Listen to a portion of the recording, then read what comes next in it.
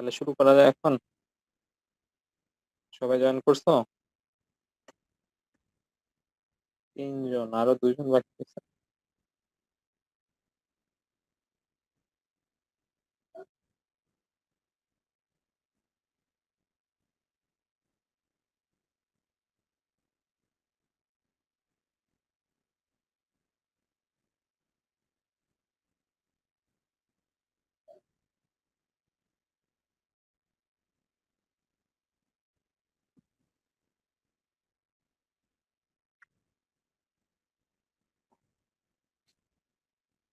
হইছে? কি বলো তোমরা, শুরু করে দেই? রেকর্ড হচ্ছে না? জি তাহমিদ স্যার। রেকর্ড? জি স্যার। তাহলে শুরু করে দেই নাকি? জি স্যার। আচ্ছা, তাহলে আমরা পড়ব মৌলের পর্যায়বৃত্ত ধাপ। কি পড়ব? মৌলের পর্যায়বৃত্ত ধাপ। এটা হচ্ছে পর্যায় সারণীর তৃতীয় পর্যায়ের মতো। তৃতীয় পর্যায়ের মতো। এই যে এটা হচ্ছে তাদের পারমাণবিক সংখ্যা, এটা হচ্ছে ইলেকট্রন বিন্যাস, এটা হচ্ছে তাদের আকার। ঠিক আছে? এটা হচ্ছে পর্যায় সারণীর বাম পাশ, এটা হচ্ছে পর্যায় সারণীর ডান পাশ। ঠিক আছে? তাহলে দেখো, পর্যায় যত বাম থেকে ডানে যাওয়া যায়, পর্যায়ে যত বাম থেকে ডানে যাওয়া যায়, তত পারমাণবিক সংখ্যা বাড়ে।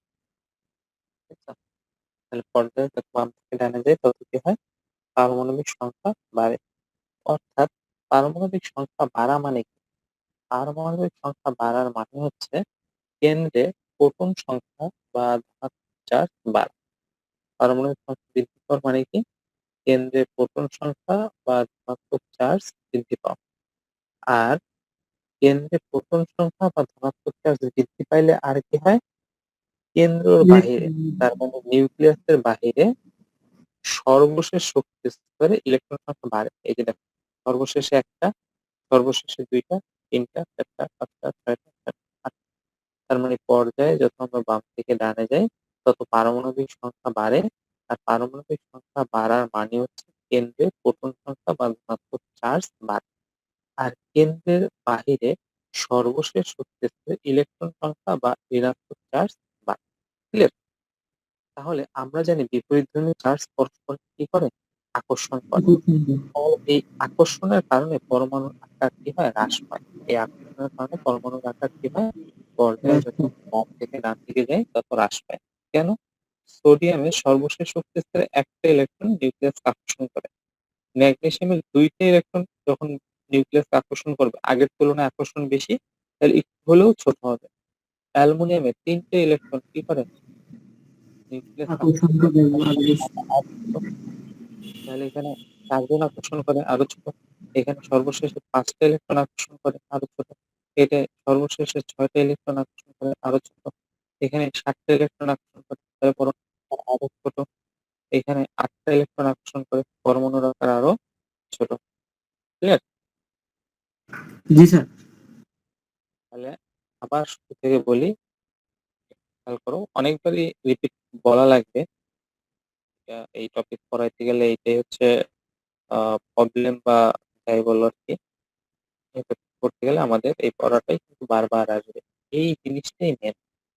পর্যায়বৃত্ত ধর্মের মধ্যে এই জিনিসটাই হচ্ছে মেন। এইটুকু যে বুঝবে সে পর্যায়বৃত্ত ধর্ম সব কিছু এমনি পারবে। তাহলে আরেকবার বলি, পর্যায়ে বাম থেকে ডান, পর্যায়ে বাম থেকে ডান পারমাণবিক সংখ্যা বাড়ে। পারমাণবিক সংখ্যা বৃদ্ধি পাওয়ার অর্থ হচ্ছে কেন্দ্রে প্রোটন সংখ্যা বা ধনাত্মক চার্জ বৃদ্ধি, এবং কেন্দ্রের বাহিরে সর্বশেষ শক্তি স্তরে ইলেকট্রন সংখ্যা বা ঋণাত্মক চার্জ বৃদ্ধি। তাহলে কেন্দ্রে ধনাত্মক চার্জ বাড়তেছে বাম থেকে ডানে, আর বাহিরে কি হইতেছে? সর্বশেষ শক্তি স্তরে ইলেকট্রন সংখ্যা বা ঋণাত্মক চার্জ বাম থেকে ডানে বাড়তেছে। যার কারণে কি হইতেছে? সর্বশেষ শক্তি স্তরের সাথে নিউক্লিয়াসের আকর্ষণ বাম থেকে ডানে কি হয়? বৃদ্ধি পায়। যার কারণে পরমাণুর আকার পর্যায়ে বাম থেকে ডানে কি হয়? হ্রাস পায়। ক্লিয়ার এটুকু? জি স্যার। সমস্যা নেই তো কারো? মানে স্যার পারমাণবিক আকার স্যার হ্রাস পায়। হ্যাঁ, পারমাণবিক আকার বা পরমাণুর আকার যাই বলো একই কথা। ঠিক আছে? জি স্যার। একই রকম ভাবে গ্রুপে কি হয়? একই রকম ভাবে এটা তো আমরা পর্যায় নিয়ে বললাম। গ্রুপে দেখো ক্লোরিন, ক্লোরিন, ব্রোমিন, আয়োডিন, ৯, ১৭, ৩৫। তাহলে এর ক্লোরিনের শক্তি স্তর থাকে ২ টা। একটা শক্তি স্তর, ২ টা শক্তি স্তর। ক্লোরিনের শক্তি স্তর থাকে ৩ টা। কারণ আমরা ইলেকট্রন বিন্যাস করলে ক্লিয়ার হবে। ২, ৭, ২, ৮, ৭, ২, ৮, ১৮, ৭। তাহলে এখানে শক্তি স্তর হবে ৪।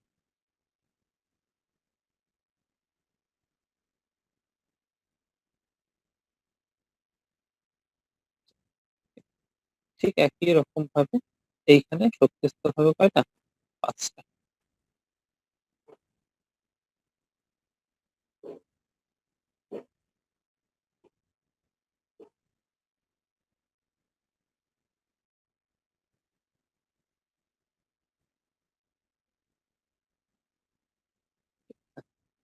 তাহলে দেখো গ্রুপে উপর থেকে নিচের দিকে, উপর থেকে নিচের দিকে, গ্রুপে উপর থেকে নিচের দিকে কি হইলো? গ্রুপে উপর থেকে নিচের দিকে পারমাণবিক সংখ্যা বাড়ছে। তার মানে কেন্দ্রে প্রোটন সংখ্যা বা ধনাত্মক চার্জ বৃদ্ধি পেয়েছে। সাথে, সাথে শক্তি স্তরও বাড়ছে। ২ টা শক্তি স্তর, ৩ টা শক্তি স্তর, ৪ টা শক্তি স্তর, ৫ টা শক্তি স্তর। তার মানে উপর থেকে নিচের দিকে পারমাণবিক সংখ্যা বাড়া, তার মানে কেন্দ্রীয় প্রোটন সংখ্যা বা ধনাত্মক চার্জ বাড়া। কিন্তু সাথে, সাথে শক্তি স্তরও কি হইছে? বাড়ছে। ফলে পরমাণুর কিন্তু এখন আর ইলেকট্রন সর্বশেষ শক্তি স্তরে বাড়ে নাই। কারণ সর্বশেষ শক্তি স্তরে সেম আছে। ঠিক আছে? তাহলে একই গ্রুপে উপর থেকে নিচের দিকে পারমাণবিক সংখ্যা বাড়ে, অর্থাৎ কেন্দ্রে প্রোটন সংখ্যা বা ধনাত্মক চার্জ বাড়ে। সাথে, সাথে নিউক্লিয়াস থেকে সর্বশেষ শক্তি স্তরের দূরত্ব বাড়ে। কেন সর্বশেষ শক্তি স্তরের দূরত্ব বাড়ে? কারণ শক্তি স্তর বাড়ে। ঠিক আছে? যার কারণে পরমাণুর আকার কি হয়? বৃদ্ধি পায়। বরাবর। ঠিক আছে? সমস্যা নাই তো এটুকু? না স্যার। তাহলে পর্যায়ে বাম থেকে ডানে গেলে পরমাণুর আকার হ্রাস পায়, আর গ্রুপে উপর থেকে নিচের দিকে নামলে পরমাণুর আকার বৃদ্ধি পায়। বৃদ্ধি পায়। তাহলে এখান থেকে একটা কোশ্চেন আসে, সেটা হচ্ছে পর্যায়ে পারমাণবিক ব্যাসার্ধ কেমন? তাহলে পর্যায়ে পারমাণবিক ব্যাসার্ধ কি হয়? হ্রাস পায়। কারণ পরমাণুর আকার যদি হ্রাস পায় তাহলে পারমাণবিক ব্যাসার্ধ কি হবে? হ্রাস পাবে। আর গ্রুপে পরমাণুর ব্যাসার্ধ বা পারমাণবিক ব্যাসার্ধ কেমন হয়? বৃদ্ধি বৃদ্ধি পায়। পায়। তাহলে ব্যাখ্যা কি পারা যাবে? পারমাণবিক ব্যাসার্ধের ব্যাখ্যা জি কেন স্যার। বাড়ে, কেন কমে? জি স্যার। সমস্যা নেই তো? না স্যার। আচ্ছা। তাহলে এই টাইপের যে জিনিসগুলো আছে এগুলা সহজ। যেমন বলতে গলনাঙ্ক, স্ফুটনাঙ্ক, পর্যায়ে এবং গ্রুপে গলনাঙ্ক, স্ফুটনাঙ্ক কেমন হয়? তাহলে যত আমরা বাম থেকে ডান দিকে যাব পর্যায়ে, তত পরমাণুর আকার ছোট হবে। পরমাণু সমূহের মধ্যে কি হবে? আকর্ষণ তাহলে বৃদ্ধি পাবে। আর আকর্ষণ বৃদ্ধি পাওয়ার যত বেশি হবে তত তাদের গলনাঙ্ক, স্ফুটনাঙ্ক কি হবে? বেশি। ঠিক আছে? এখানে আবার আরেকটা কাহিনী আছে। পর্যায়ে বাম থেকে ডান দিকে গেলে আস্তে, আস্তে কি হয়? ধাতু ধর্ম হ্রাস, তেমনি একটা নির্দিষ্ট জায়গা পর্যন্ত তাদের গলনাঙ্ক, স্ফুটনাঙ্ক বৃদ্ধি পায়। এরপরে গিয়ে আবার তাদের গলনাঙ্ক, স্ফুটনাঙ্ক হ্রাস পায়। ঠিক আছে? তাহলে গলনাঙ্ক, স্ফুটনাঙ্কের ক্ষেত্রে কি হবে? পর্যায়ে বাম থেকে ডান দিকে একটা নির্দিষ্ট জায়গা পর্যন্ত তাদের গলনাঙ্ক, স্ফুটনাঙ্ক বৃদ্ধি পায়। এরপরে তাদের গলনাঙ্ক, স্ফুটনাঙ্ক কি হবে? হ্রাস পেতে থাকে। বুঝতে পারছো? সমস্যা নেই তো? স্যার, কেন বৃদ্ধি পায় আবার পরে আবার হ্রাস পায়? ওই যে ধাতু ধর্ম আর অধাতু ধর্মের যে পদার্থ গলনাঙ্ক স্ফুটনাঙ্ক কি হবে? কম হবে। জি স্যার। তাহলে গলনাঙ্ক স্ফুটনাঙ্ক এগুলো অতটা ইম্পর্টেন্ট না, এগুলা জাস্ট একটু রিডিং করবা। আমাদের ইম্পর্টেন্ট যেগুলো ওইগুলো আমরা বেশি করবো, ঠিক আছে? আমাদের ইম্পর্টেন্ট হচ্ছে এই যে যোজনী, এগুলা হচ্ছে এমনি জাস্ট একটু রিডিং করবা, ঠিক আছে? আমাদের বেশি বেশি ইম্পর্টেন্ট হচ্ছে তড়িৎ ঋণাত্মকতা, আয়নীকরণ শক্তি, ইলেকট্রন আসক্তি। কি কি? তড়িৎ ঋণাত্মকতা, আয়নীকরণ শক্তি, ইলেকট্রন আসক্তি। তাহলে পর্যায়বৃত্ত ধর্মের মধ্যে তিনটা টপিক ভেরি ভেরি ইম্পর্টেন্ট: তড়িৎ ঋণাত্মকতা, আয়নীকরণ শক্তি, ইলেকট্রন আসক্তি।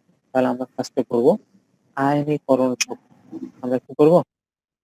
আয়নীকরণ শক্তি। তাহলে দেখো, আয়নীকরণ শক্তিটা জিনিসটা কি? আগে সোজা ভাবে বুঝি আমরা, পরে বইয়েরটা বুঝি। সোডিয়াম একটা ইলেকট্রন যদি তার থেকে নিয়ে নেই, তাহলে কিসে পরিণত হবে? Sodium plus. তাহলে এটা আয়ন হইল না? তাহলে জি স্যার। পরমাণু থেকে আয়ন বানাইতে যে শক্তি, তাকে আমরা বলবো কি? আয়নীকরণ শক্তি। এটা জাস্ট সিম্পল বোঝার জন্য, এই সংজ্ঞা কিন্তু দিলে নাম্বার দিবেন। পরমাণু থেকে আয়ন বানানোর জন্য যে শক্তি, তাকে আমরা বলি আয়নীকরণ শক্তি।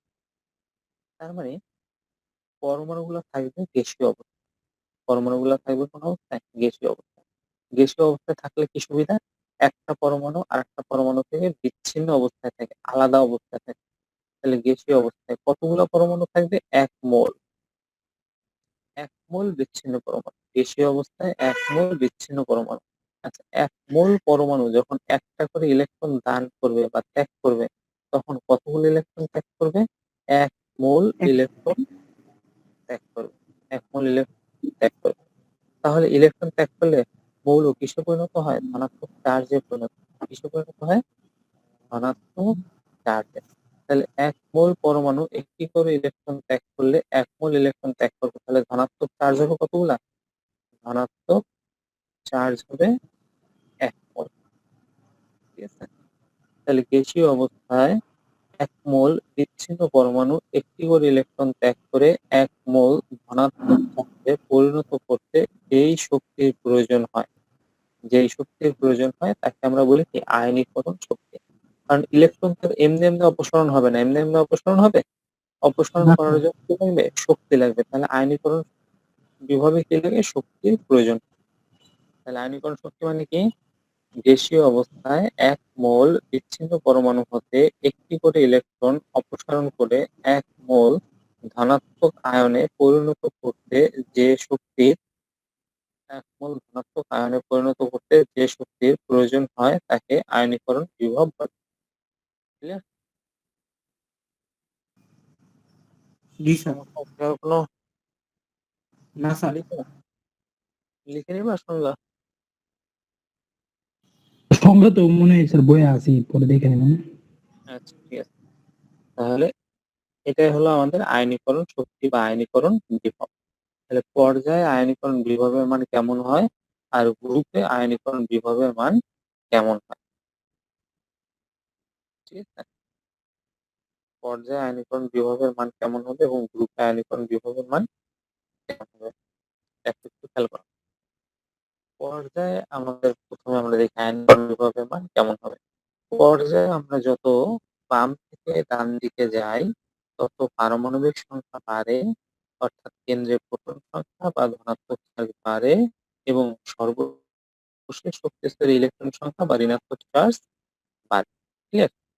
ফলে পরমাণুর আকার সর্বশেষ শক্তি স্তরের সাথে কেন্দ্র বা নিউক্লিয়াসের আকর্ষণ বেশি হয়। আকর্ষণ কি হয়? বেশি হয়। তাই পরমাণুর আকার হ্রাস পায়। তাহলে এই পরমাণুর আকার হ্রাসের সাথে আয়নীকরণ বিভবের অনেক সম্পর্ক। পুরনো পড়াচ্ছে বললাম যেটা প্রথমে। দেখো, সোডিয়ামের একটা ইলেকট্রন অপসারণ করতে আমার যতটুকু শক্তি লাগবে, ক্লোরিনের একটা ইলেকট্রন অপসারণ করার জন্য আমার তার থেকে অনেক বেশি শক্তির প্রয়োজন হবে। কেন? কারণ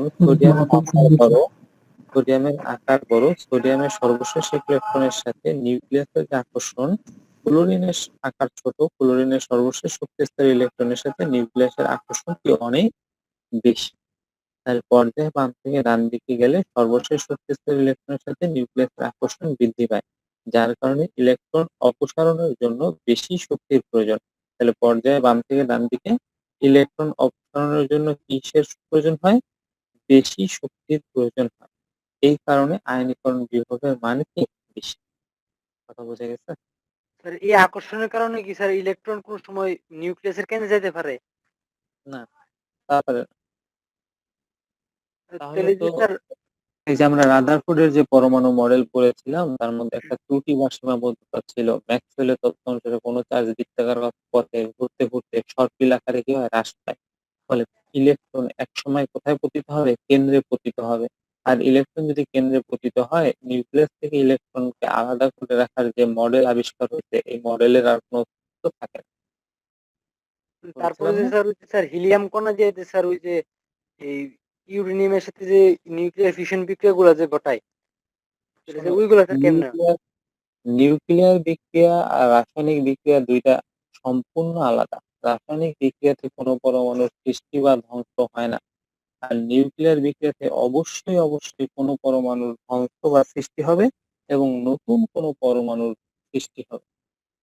তাহলে দুইটা সম্পূর্ণ আলাদা জিনিস। স্যার ঠিক বুঝছি। আছে? জি স্যার। আচ্ছা, তাহলে পর্যায়ে আমরা যত বাম থেকে ডানে যাচ্ছি সর্বশেষ শক্তি স্তরের ইলেকট্রনের সাথে নিউক্লিয়াসের আকর্ষণ বেশি হচ্ছে, যার কারণে ইলেকট্রন অপসারণের জন্য শক্তিরও কি হচ্ছে বেশি লাগতেছে। এইখানে পর্যায়ে বাম থেকে ডান দিকে গেলে আয়নীকরণ বিভবের মান কেমন হবে? হলো বেশি বেশি। স্যার। আর গ্রুপের ক্ষেত্রে কি হবে? গ্রুপে যত উপর উপর কম থেকে কমবে, উপর থেকে নিচে নামলে কমবে। গ্রুপে যত উপর থেকে নিচের দিকে নামি পরমাণুর পারমাণবিক সংখ্যা বৃদ্ধি পায়, কেন্দ্রের প্রোটন সংখ্যা বা ধনাত্মক চার্জ বৃদ্ধি পায়, কিন্তু সাথে সাথে সর্বশেষ শক্তি স্তরের দূরত্বও বৃদ্ধি পায়, অর্থাৎ শক্তি স্তর বৃদ্ধি পায়। এই কারণে পরমাণুর নিউক্লিয়াস থেকে সর্বশেষ শক্তি স্তরের দূরত্ব কি হয় আস্তে আস্তে উপর থেকে নিচের দিকে বাড়ে। তাহলে দূরত্ব যখন বাড়বে ইলেকট্রন সর্বশেষ শক্তি স্তরের ইলেকট্রন অপসারণ করাটাও কেমন হবে? সহজ হবে। ঠিক আছে? তাহলে কোনো পরমাণু যখন উপর থেকে নিচের দিকে নামবে তখন তার আকার বৃদ্ধি পাবে, ফলে সর্বশেষ শক্তি স্তরের ইলেকট্রন অপসারণ করাটা তার জন্য কি হবে? সহজ হবে। সর্বশেষ শক্তি স্তরের ইলেকট্রন অপসারণ করা তার জন্য কেমন হবে? সহজ হবে।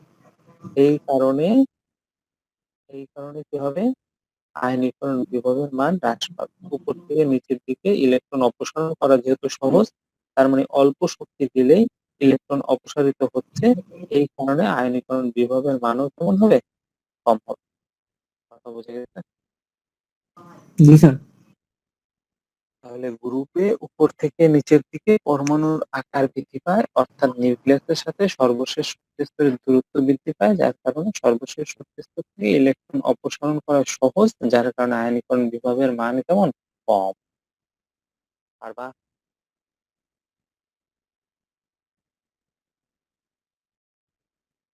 এ পর্যন্ত কি কারো কোনো সমস্যা আছে? না স্যার। এরপর একটা কোশ্চেন লেখো। আচ্ছা, কোশ্চেন না, আজকে টপিক ভিত্তিক আলোচনা করতেছি তো কোশ্চেন গুলো আমি লাস্টে লিখে দেবো মনে করো, হ্যাঁ? লাস্টে কোশ্চেন গুলো আমি লিখে দেবো, আগে বুঝাই দিই পরে কোশ্চেন গুলো লিখে দেবো, তোমরা ওই অনুযায়ী আশা করবা। আচ্ছা, এরপরে দেখো একটা জিনিস হচ্ছে প্রথম আয়নীকরণ বিভব অপেক্ষা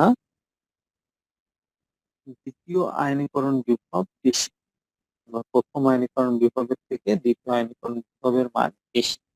কেন এই দ্বিতীয় আয়নীকরণ বিভবের মান বেশি? খেয়াল করো, দেখো এইটা মনে করো যে একটা পরমাণু,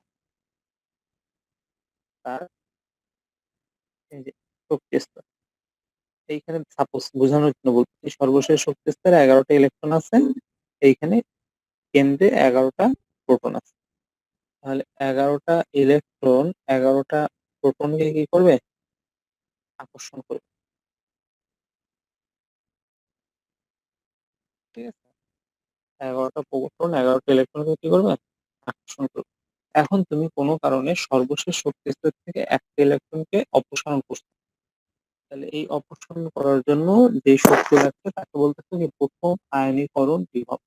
যে শক্তি লাগছে তাকে বলতেছে কি প্রথম আয়নীকরণ বিভব।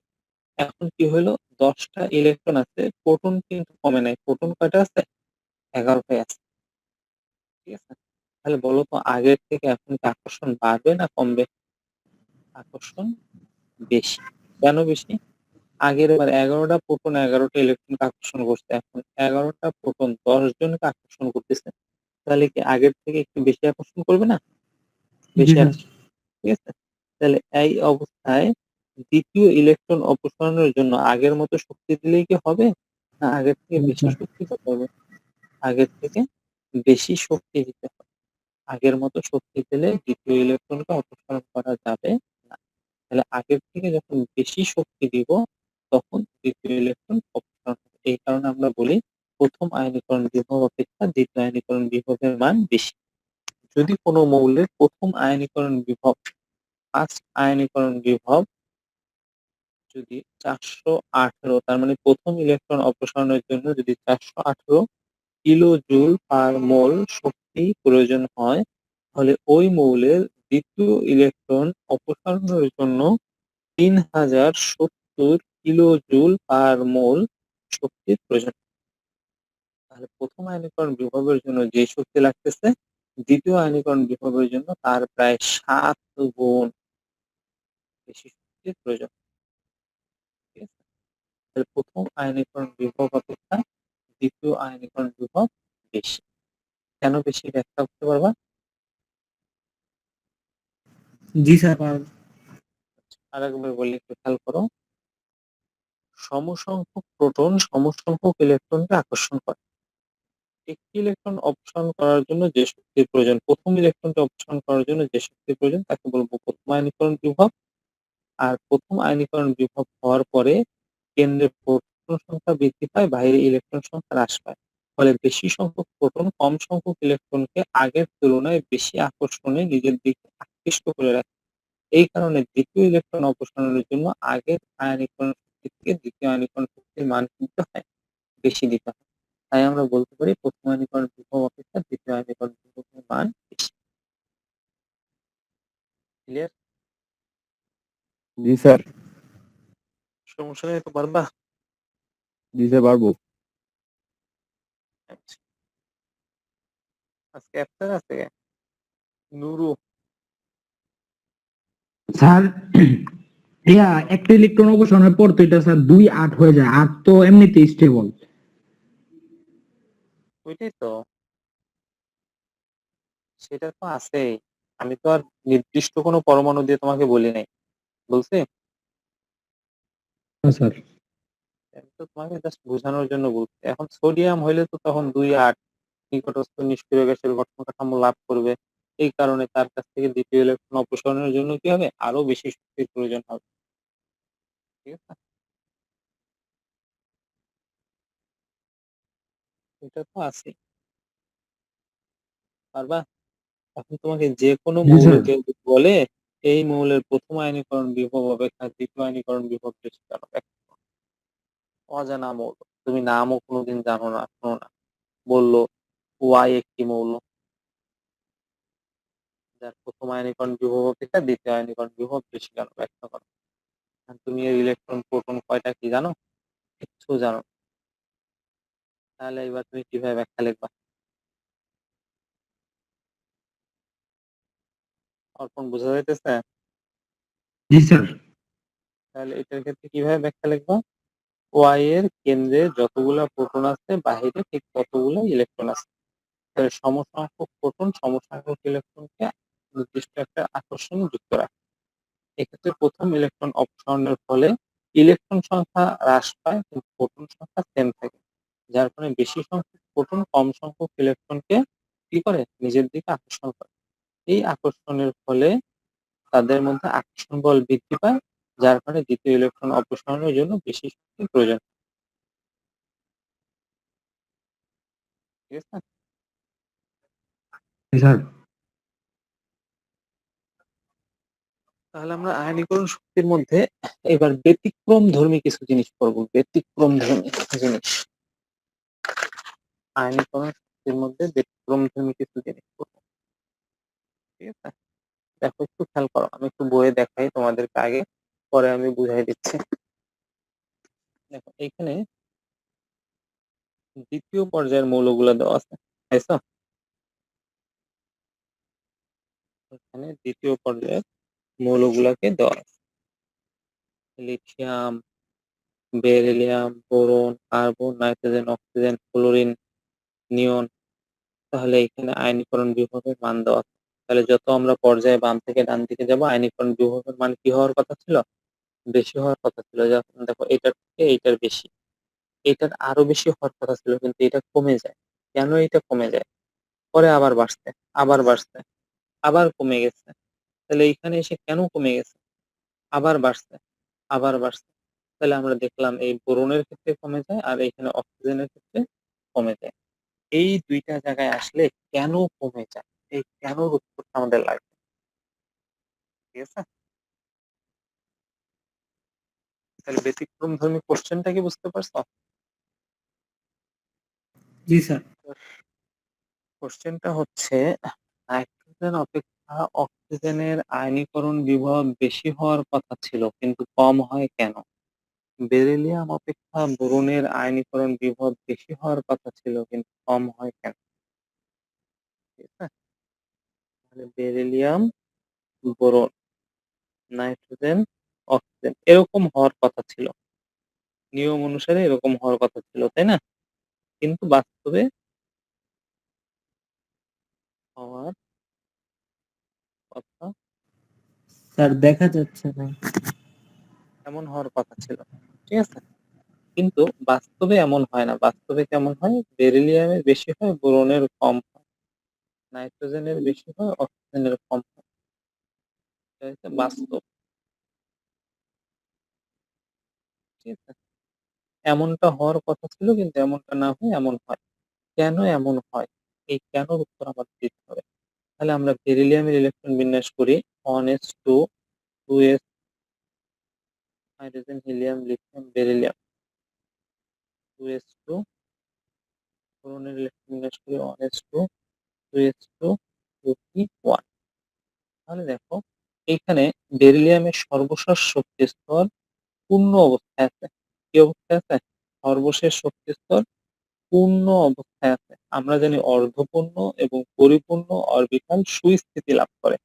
আর অর্ধপূর্ণ এবং পরিপূর্ণ অরবিটাল কি করে? সুস্থিতি লাভ করে। ঠিক আছে, কিন্তু বেরিলিয়ামের ক্ষেত্রে যা ঘটে বোরনের ক্ষেত্রে তার উল্টা। এইখানে বোরন একটা ইলেকট্রন ত্যাগ করলে তার সর্বশেষ শক্তি স্তরটা কি হয়? পূর্ণ হয়। তার মানে সে সুস্থিতি লাভ করতে চায়। তাহলে এই ইলেকট্রন দিতে চায় না, এর কাছ থেকে ইলেকট্রন নিতে গেলে তোমার বেশি শক্তি লাগবে, এটাই স্বাভাবিক। আর এ তোমাকে এমনিতেই ইলেকট্রন দিতে চায়, তাহলে এর কাছ থেকে নিতে গেলে কি বেশি শক্তি লাগবে? বেশি শক্তি লাগবে না। ঠিক আছে, জি স্যার। বুঝতে পারছো? তাহলে ইলেকট্রন অপসারণে যার থেকে বেশি শক্তি লাগবে তার আয়নীকরণ বিভব বেশি হবে, যার কারণে এর আয়নীকরণ বিভব বেশি, এর আয়নীকরণ বিভব কম। তাহলে আমাদের মূলত ব্যাখ্যাটা কি দ্বারা করতে হবে? অর্ধপূর্ণ, পরিপূর্ণ ইলেকট্রন নিট দ্বারা। ঠিক আছে, নাইট্রোজেনের ক্ষেত্রে দেখো 1s2, 2s2, 2p3। আর অক্সিজেনের ক্ষেত্রে দেখো 1s2, 2s2, 2p4। তাহলে নাইট্রোজেনের সর্বশেষ শক্তি স্তর অর্ধপূর্ণ অবস্থায় আছে। নাইট্রোজেনের সর্বশেষ শক্তি স্তর কি অবস্থায় আছে? অর্ধপূর্ণ, অর্ধপূর্ণ। ঠিক আছে, তাহলে অর্ধপূর্ণ হলে কি হবে? সুস্থিতি লাভ করবে। ঠিক আছে? আর এইটা কি করে? একটা ইলেকট্রন ত্যাগ করে, অক্সিজেন একটা ইলেকট্রন ত্যাগ করে অর্ধপূর্ণ হতে চায়, অর্ধপূর্ণ হতে চায়। তাহলে এই সুস্থিতি থাকার কারণে ইলেকট্রন দান করতে চায় না, আর এই সুস্থিতি অর্জনের জন্য একটা ইলেকট্রন দান করতে চায়। তাহলে কার আয়নীকরণ বিভব বেশি হবে? অক্সিজেনের আয়নীকরণ বিভব কম হবে, নাইট্রোজেনের আয়নীকরণ বিভব বেশি হবে। তাহলে অর্ধপূর্ণ পরিপূর্ণ নীতি দ্বারা ক্ষেত্রে এটা ব্যাখ্যা করবা, পারা যাবে? জি স্যার। তাহলে কি বলো, আর আগাবো না এই পর্যন্ত থাকবে? স্যার আরেকটু করি। আচ্ছা ঠিক আছে, দাঁড়াও 1 মিনিট।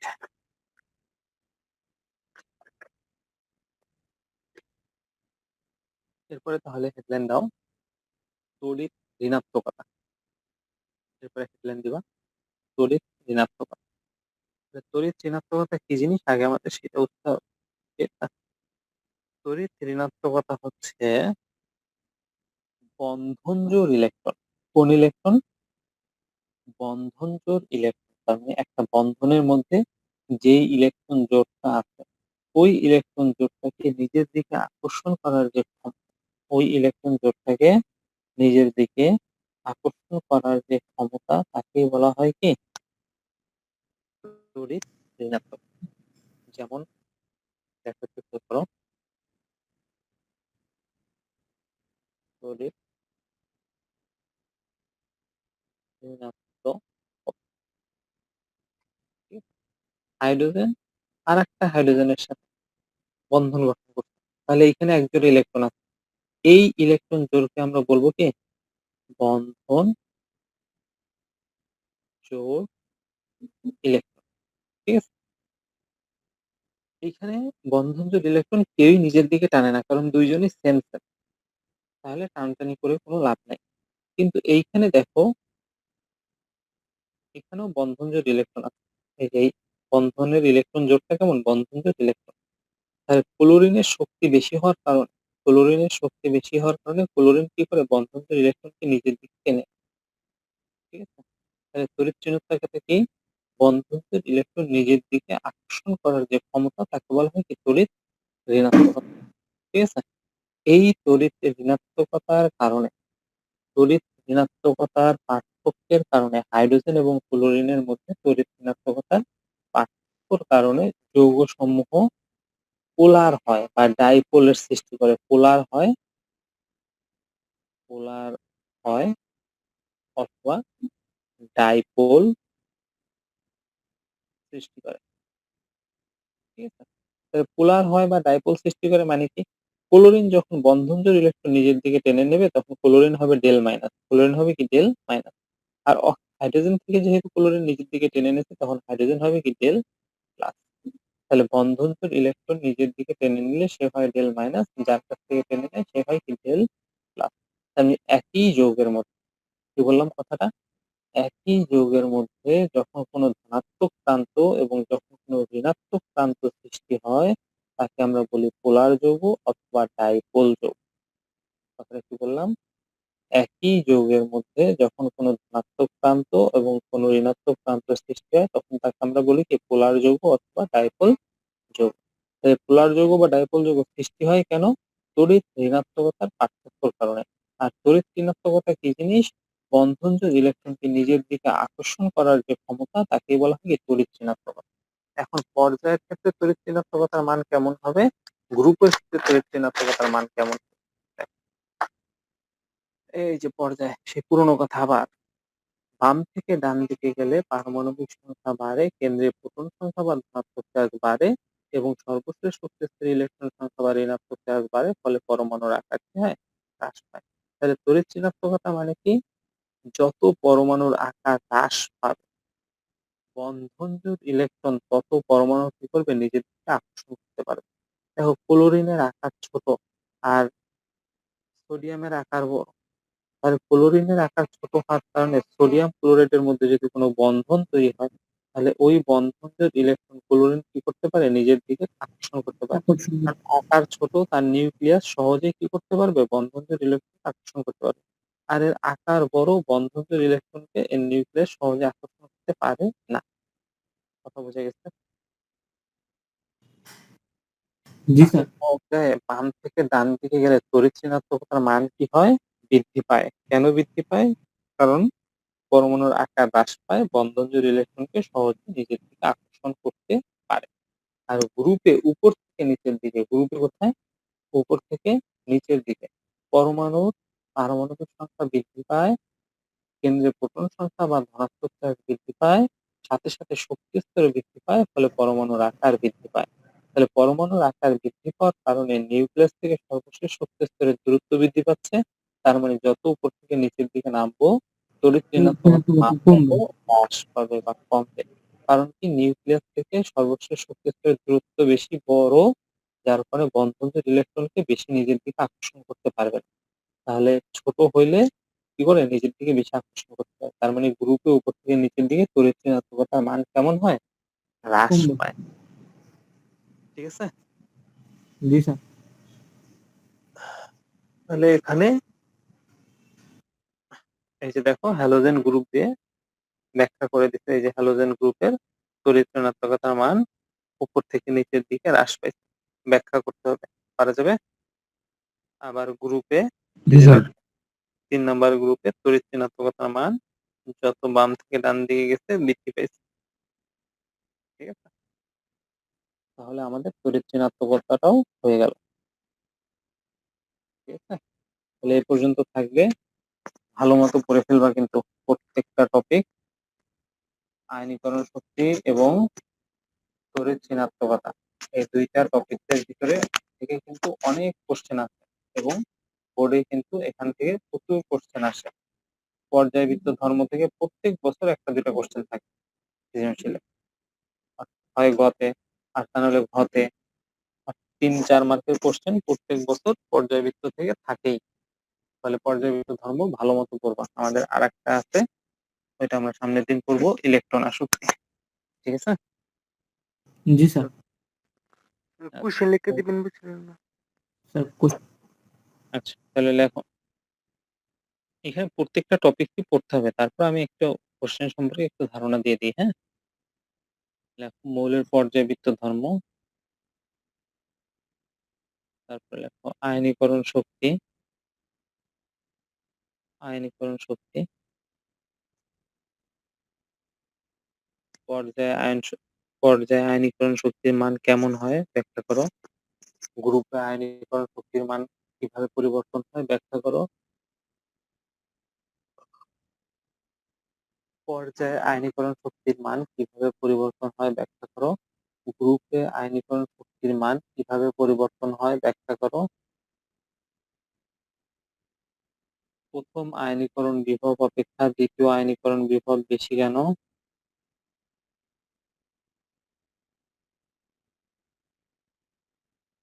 আয়নীকরণ শক্তির ব্যতিক্রমধর্মী যেগুলো আছে সেগুলোর ব্যাখ্যা করতে হবে। আয়নীকরণ শক্তির ব্যতিক্রমধর্মী বা ধর্ম। এরপরে লিখবা তড়িৎ ঋণাত্মকতা। তারপর লিখবা পর্যায়ে তড়িৎ ঋণাত্মকতার মান কিভাবে পরিবর্তন হয়। গ্রুপে তড়িৎ ঋণাত্মকতার মান কিভাবে পরিবর্তন হয়।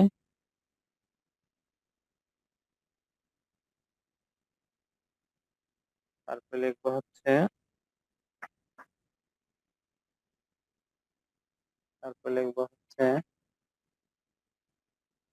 পর্যায় ও গ্রুপে পারমাণবিক ব্যাসার্ধ কিভাবে পরিবর্তন হয়।